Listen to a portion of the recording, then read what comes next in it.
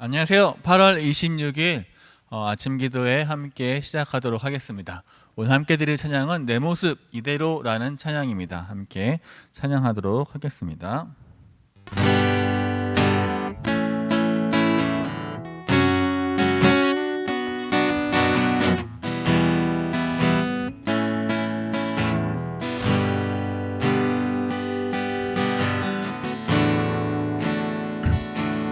모습 이대로 사랑하시네. 연약함 그대로 사랑하시네. 나의 모든 발걸음 주가 하시나니 날 인도하소서. 이대로 사랑하시네. 연약함 그대로 사랑하시네. 나의 모든 발걸음 주가 하시나니 날 인도하소서. 주의 날개 아래 거하는 것, 주의 임재 안에 거하는 것, 나의 가장 큰 소망, 나의 가장 큰 은혜, 주와 함께 동행하느니 주의 날개 아래 거하는 것, 주의 임재 안에 거하는 것, 나의 가장 큰 소망, 나의 가장 큰 은혜, 주와 함께 동행하느니.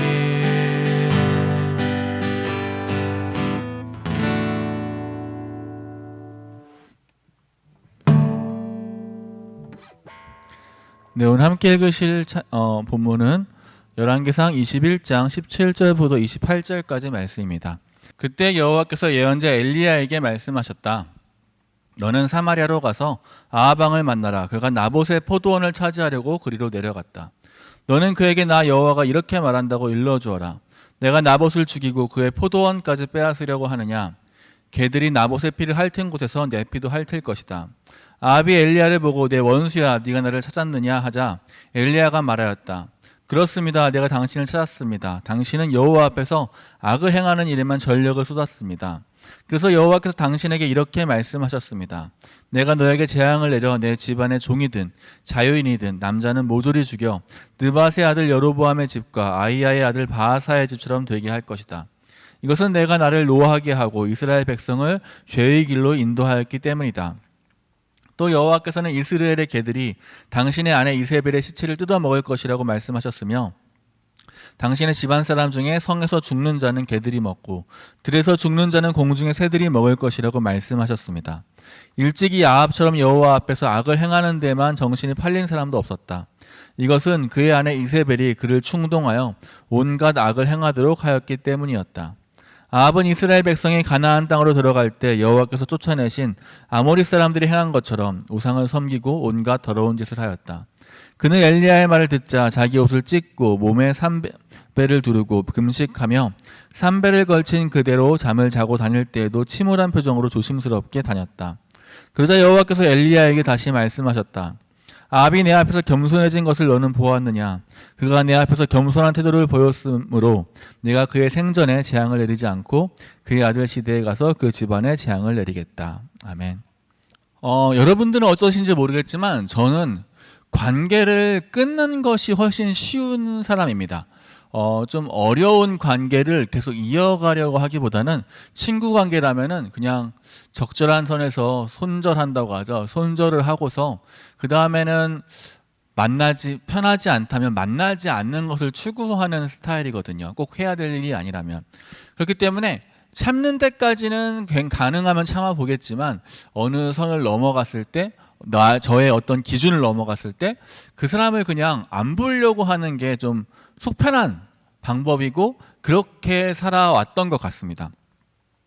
누군가한테 제가 잘못을 해서 그 사람한테 가서 제가 사과를 한다거나 혹은 반대로 누군가가 저에게 잘못을 해서 저에게 사과를 해서 그런 어설프게 불편한 관계로 지내는 것이 저는 굉장히 좀 어렵더라고요. 그래서 그러느니 그것이 가능하다면 뭐 직장 생활이나 이렇지 않다면 가능하다면은 그냥 서로 안 보고 사는 게 깔끔하다라고 생각하는 편이거든요. 그게 좀 훨씬 더 쿨하다라고 생각했습니다.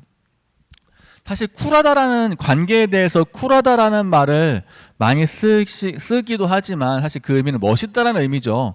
멋있다라는 의미이기도 하지만 어쩌면은 그 의미는 함께 가기보다는 그냥 각자 갈 길 간다라고 느껴지는 것 같아요. 그래서 나는 좀 쿨해. 나는 관계에 있어서 그렇게 연연하지 않아. 나는 쿨한 편이야라고 말하는 건 뭐랄까 그냥 나는 내 일은 내 스스로 하고 네 일에 그렇게 신경 쓰지 않아 라고 말하는 것과 비슷하다는 생각이 듭니다.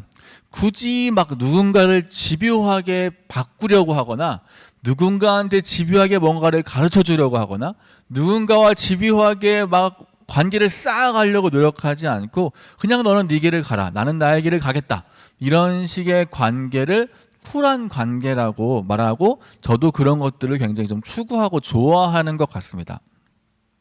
그러나 사람의 관계에서는 뭐랄까 그런 쿨한 것이 어쩜 조금은 불가능하다는 생각이 들었어요.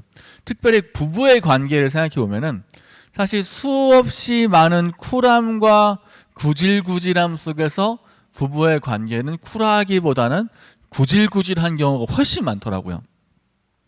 그냥 이렇게 안 맞으면 차라리 따로 사는 게 낫지 않을까? 이렇게까지 싸우면서 살아야 돼? 라고 생각하는 반면에 또 마음에서는 그렇게 생각하고 있지만 실제로는 그렇지 못하고 계속 사과하고 미안하다 잘못했다 말하면서도 그렇게 같이 살려고 노력하고 맞추어 살려고 노력하는 게 쿨한 관계이기보다는 조금 구질구질한 관계 같다라는 생각을 하게 되었습니다. 괜히 미안하다고 하고 내가 뭘 잘못했는지도 모르겠는데 그냥 무릎 꿇고 그냥 내가 무조건 잘못했다고 하는 모든 관계가 어쩌면은 쿨하진 않을 수도 있지만 그게 진짜 사랑일 수도 있겠다라는 생각을 하게 되었습니다. 그냥 각자 갈 길 가자라고 하는 것이 사랑이라고 생각할 수도 있겠지만 어쩌면 성경에서 말하는 사랑은 그런 각자 갈 길 가는 것이 아니라 끝까지 포기하지 않는 그 사랑의 관계, 그 구질구질한 관계가 진짜 사랑이지 않을까라는 생각을 하게 됩니다. 뭐 부부 관계만 그런 건 아니죠. 사실 자녀 관계가 훨씬 더 심하죠. 자녀 관계는 훨씬 더 어려운 관계인 것 같습니다. 저에게는 사랑이라는 단어가 어쩌면은 구질구질하다라는 이 단어로 동의어처럼 저한테는 좀 느껴지는 것 같다고 생각합니다. 오늘 말씀 속에 있는 하나님의 모습이 딱 고러하더라고요. 아합이 한 일은 굉장히 나쁜 일이었습니다. 조상 대대로 몰려오던 나봇이라는 사람의 포도원이 누구에게 줄 수도 없고요. 누구에게 팔 수도 없어요. 왜냐하면 그것이 하나님의 법이니까. 하나님이 땅을 사지도 팔지도 못하게 했으니까. 그런데 아합이 그것을 팔지 않는다는 이유로 나봇을 죽이고 그 포도원을 빼앗아 버립니다. 사실 그 당시 사람들 대부분은 아마 이런 똑같은 상황이 되었을 때 가능하면 좋은 가격에 팔았을 거예요. 그런데 나봇이 이것을 팔지 않았던 이유는 딱 한 가지예요. 하나님이 팔지 말라고 명령하셨기 때문에, 즉 하나님의 명령대로 살았기 때문에 나봇이 죽은 거거든요. 그리고 아합은 하나님의 명령대로 살았던 이 나봇이 못마땅해서 나봇을 죽인 거거든요. 어쩌면 바보같이 시대와 맞지 않게 자신의 땅을 사고 파는 것이 하나님의 뜻이 아니라고 생각했던 나봇을 이제 아합이 보기 싫어서 죽여버린 거죠. 이것은 그냥 사람을 죽였다라는 것으로 끝나는 것이 아니라 하나님의 법칙대로 살아가는 사람이 얼마나 허무하게 죽는가, 얼마나 허무한가라는 것을 세상 사람들에게 알려줄 수도 있는, 그런 교훈을 줄 수도 있는 그런 굉장히 놀라운 사건이었습니다. 그래서 이것이 조금 더 무겁게 다가왔던 것 같아요. 특히 그 일이 왕으로부터 일어났기 때문이죠. 그런 잘못을 저지르고도 사실 아합은 그다지 뉘우침이 없었던 것 같습니다. 왜냐하면 오늘 엘리야를 만났던 모습이 20절 말씀에 나오거든요. 20절 말씀을 제가 읽어보면, 아합이 엘리야를 보고 내 원수야 네가 나를 찾았느냐 하자 엘리야가 말하였다. 즉 아합이 엘리야를 보자 내 원수야 네가 날 찾아봤냐? 이렇게 말하는 거죠. 즉 굉장히 좀 자신감 있고 어떻게 보면 자만심이 넘치고 그다지 겸손하지 않은, 죄를 지은 모습이 아니라 당당한 그런 모습이었다라는 거죠. 아합은 전혀 뉘우침도 없었고 아무 느끼는 것도 없었다. 그냥 뭐 당연히 내가 할 일을 했다라고 하는 정도의 일이었던 것 같습니다. 이 모습도 굉장히 좀 별로죠. 엘리야를 무시하기도 하고요. 뭐 네가 나를 찾으면 어쩔 건데, 네가 뭐 할 수 있는데 라는 느낌을 주는 식으로 말을 하죠. 그런 그가 엘리야의 말을 듣고 회개하기 시작합니다. 그런데 그 회개하게 되는 결심의 포인트가 또 굉장히 좀 이상해요. 죄를 지적하는 부분에 대해서 회개하는 것이 아니라 아합과 자신의 아내였던 이세벨, 자신의 가족들의 죽음을 이야기하는 그 부분에서 아합이 회개하기 시작합니다. 즉 죄가 무겁다고 느껴서 회개하는 게 아니라 내가 당하게 될 불행이 너무 무거운 것 같아서 회개를 하는 거죠. 근데 하나님은 그 모습을 가지고 겸손하다라고 평가합니다. 하나님은 이 아합이 겸손하게 회개했으니 이 겸손해진 아합을 용서하는 것이 좋겠다라고 이야기하면서 재앙을 유보하게 됩니다. 아합은 또 오늘 말씀을 보면 25절 말씀을 보면은 일찍이 아합처럼 여호와 앞에서 악을 행하는 데만 정신이 팔린 사람도 없었다. 이것은 그의 아내 이세벨이 그를 충동하여 온갖 악을 행하도록 하였기 때문이었다. 아합처럼 죄가 많은 사람도 없었다 하지만 그 이유가 이세벨이 충동하였기 때문이다 라고 이야기하면서 뭐랄까 좀 제가 느끼기에는 아합을 감싸는 듯한 느낌? 아합이 악을 행하는데 정신 팔릴 수밖에 없었던 핑계를 오히려 하나님께서 대주는 느낌이 저는 들더라고요. 왜 그랬을까? 왜 하나님은 자꾸 이렇게 아합에게서 겸손한 모습을 찾고 이렇게 핑계를 대주는가? 어쩌면 하나님의 사랑은 용서해주고 싶었던 것이 아닐까? 용서를 해주기 위해서 구질구질한 변명을 찾는 것은 아닐까라는 생각하게 되었습니다. 아합이 한 것은 사실 회개라고 하기보다는 후회에 훨씬 더 가깝죠. 아합은 나봇에 무엇도 보상해주지 않았습니다. 아무것도 배상해주지 않았어요. 그리고 그냥 후회했고 삼배옷을 입었고 울었고 그냥 식음을 전폐했을 뿐이에요. 무서워했을 뿐이에요. 그런데 그런 아합을 위해서 하나님이 나서는 거죠. 하나님에게서 이럴 때 전 좀 화가 나는 것 같아요. 왜 하나님은 아합의 편에 서는가? 왜 하나님은 쿨하게 쉽게 심판하지 않고 구질구질하게 아합을 용서해 줄 거리를 찾는가? 단번에 아합을 심판해야 하나님께서 살아계시다는 것을 보여줄 텐데 왜 하나님은 항상 죄인의 편에 서는 것 같은 느낌을 주는가? 그게 전 너무 속상하고 아픕니다. 하지만 하나님이 가장 구질구질해질 때, 하나님이 가장 사랑하는 모습은 언제 나타나냐면요, 저에게 나타나요. 하나님이 나 같은 죄인을 사랑하실 때, 아합과 비교해도 뭔가 다르지 않고 하나님의 뜻을 가르치는 사람으로서, 하나님의 뜻을 나타내야 될 크리스천으로서 나타내지 않고 오히려 하나님의 영광을 가리는 내 행동들을 할 때 하나님께서 끝까지 심판하지 않으시고 가능하면 유보하시면서 용서하시려 하시는 모습이 꼭 하나님께서 나를 사랑하시는 모습 같다라는 생각하게 되었습니다. 나를 사랑하시기 위해서 자신의 아들을 십자가에서 못 박혀 죽으시기까지, 자신의 아들을 버리면서까지 나를 구하고 싶었던 그 사랑이, 어쩌면 그 구질구질한 사랑이, 그렇게 하면서까지 나 한번 바라봐줘, 내가 널 이만큼 사랑해라고 고백하고 싶었던 그 하나님의 사랑이 아합에게만 있는 것이 아니라 나에게도 있구나.